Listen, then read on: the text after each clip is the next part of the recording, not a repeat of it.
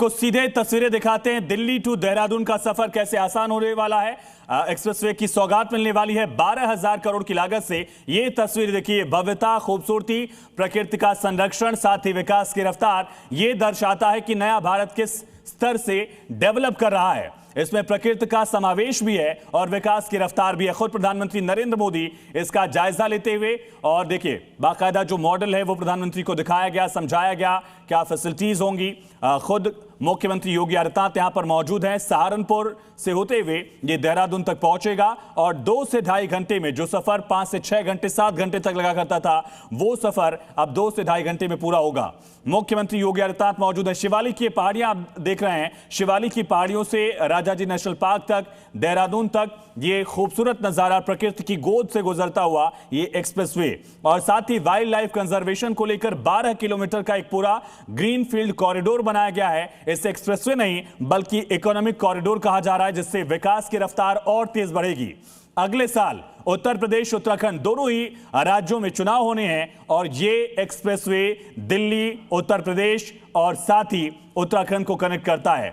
दिल्ली जहां पर तमाम इंडस्ट्रियल सिटीज हैं, एनसीआर के अहम शहर हैं, उसके बाद उत्तर प्रदेश के मैदानी इलाकों से गुजरता हुआ ये उत्तराखंड के पहाड़ी इलाकों में देहरादून पहुंच जाता है। अलग अलग टेरेन है, अलग अलग शहर हैं और इसी तरह से प्रकृति का भी अलग रूप दिखता है। कहीं विकास की रफ्तार दिखेगी, कहीं प्रकृति का संरक्षण दिखेगा। राजाजी नेशनल पार्क का भी ये पूरा हिस्सा जो है वह आप देख रहे हैं, लेकिन कोई भी जानवर डिस्टर्ब नहीं होगा। यहाँ चीतल हैं, हाथी हैं, जंगली जानवर हैं, खतरनाक जानवर भी हैं, लेकिन उनके संरक्षण का भी पूरा ख्याल रखा गया है।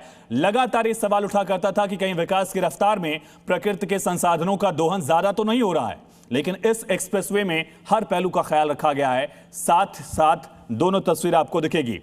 विनोद अग्निहोत्री सर, वरिष्ठ पत्रकार, हमारे साथ कनेक्ट हैं। विनोद सर, कितना बड़ा कदम है और कितनी बेहतर कनेक्टिविटी इससे होगी? नहीं, निश्चित रूप से ये एक तरह से नया उत्तराखंड और दिल्ली को जोड़ने वाला एक नया एक्सप्रेसवे है। और देखिए, दिल्ली से देहरादून के लिए इतना ट्रैफिक है, इतना ट्रैफिक जाता है जी। इसमें काम करने वाले कामकाजी लोग भी जाते हैं, पर्यटक भी जाते हैं, बहुत सारे लोग जाते हैं। तो अभी तक जो दूरी थी वो 5 घंटे से कम नहीं लगती थी। और रास्ते में जो है, कई बार चूंकि जो मोहंड वाला इलाका है, जो घुमावदार है, जिसमें जंगल भी है, वहां अक्सर जाम बहुत ज्यादा लगते थे, क्योंकि सिंगल रोड थी और वो मोहंड से लेकर देहरादून तक काफी जाम लगता था, तो लोगों को दिक्कतें होती थी। अब ये एक्सप्रेसवे बन जाने के बाद ये सीधा जो है सीधे देहरादून उतारेगा और 2.5 घंटा जैसा कहा जा रहा, मतलब 2.5 घंटे ना, 3 घंटे लगेंगे, तो भी 2 घंटे का समय तो बचेगा ही। और समय बचेगा तो निश्चित रूप से ईंधन की बचत होगी, ऊर्जा की बचत होगी, लोगों के श्रम की बचत होगी और काम काज आगे बढ़ेगा।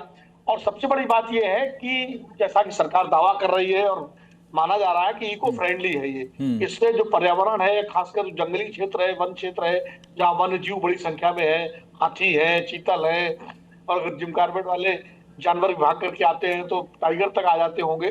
तो ऐसे में ये चित्र बनाया है, इसको नीचे से निकलने की जगह है, तो कहा जा रहा है कि इससे उनको व्यवधान नहीं पड़ेगा उनके जीवन में। लेकिन फिर भी हमको ये ध्यान रखना पड़ेगा कि जब इससे गाड़ियां गुजरेंगी, ज्यादा गाड़ियां जाएंगी, तो वन्य जीवों का सामान्य जीवन डिस्टर्ब न हो, इसका भी ध्यान रखना पड़ेगा।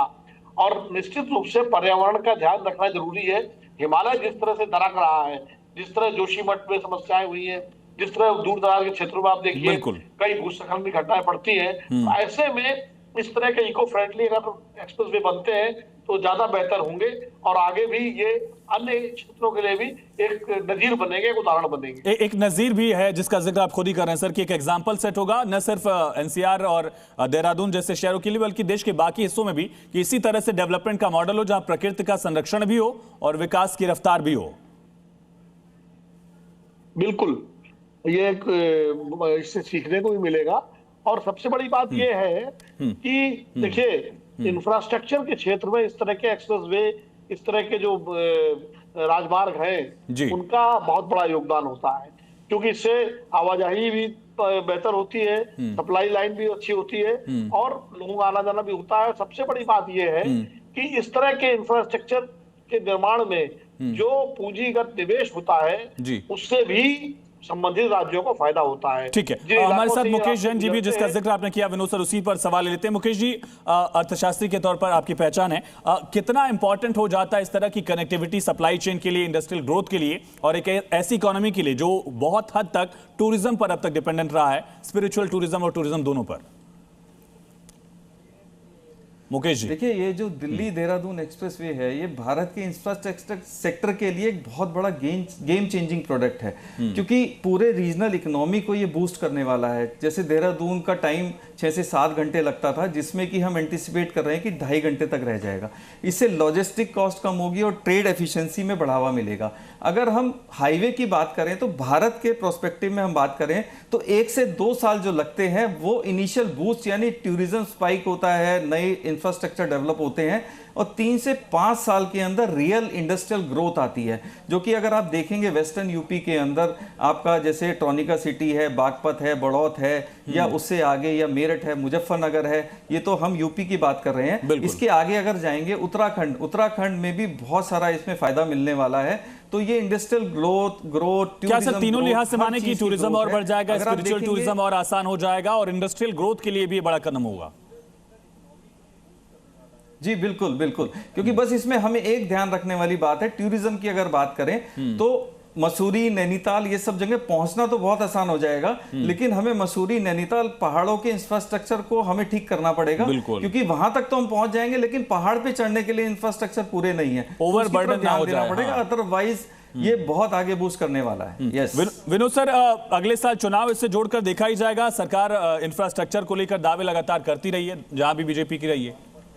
चुनाव से जोड़े या ना जोड़े? सरकार चुनाव में सरकार और भारतीय जनता पार्टी इसका प्रचार करेगी, इसको एक बड़े योगदान के रूप में बताएगी, और बताना भी चाहिए, क्योंकि ये एक बड़ा प्रोजेक्ट है और इससे उत्तराखंड की पूरी तस्वीर बदलने की पूरी संभावना है, जैसा कि मुकेश जी भी कह रहे थे। तो कोई भी जब कदम उठाती है सरकार तो उसका एक चुनावी लाभ भी होता है, उसका एक राजनीतिक लाभ भी होता है, और राजनीतिक लाभ ना हो तो सरकारें काम क्यों करें? सरकारें काम इसीलिए तो करती है ताकि उसका भविष्य उनको राजनीतिक लाभ मिले। लेकिन चुनाव में दूसरे फैक्टर्स भी होते हैं, ये विकास का एक फैक्टर है, इसके अलावा दूसरे फैक्टर्स भी होते हैं। जब चुनाव आएगा उसमें कौन कौन से मुद्दे हावी होंगे वो महत्वपूर्ण होगा। अब जैसे शीला दीक्षित ने दिल्ली की तस्वीर बदल दी थी, लेकिन 2013 का चुनाव विनोद सर, बिल्कुल जाहिर तौर पर इसका असर होगा। बहुत शुक्रिया।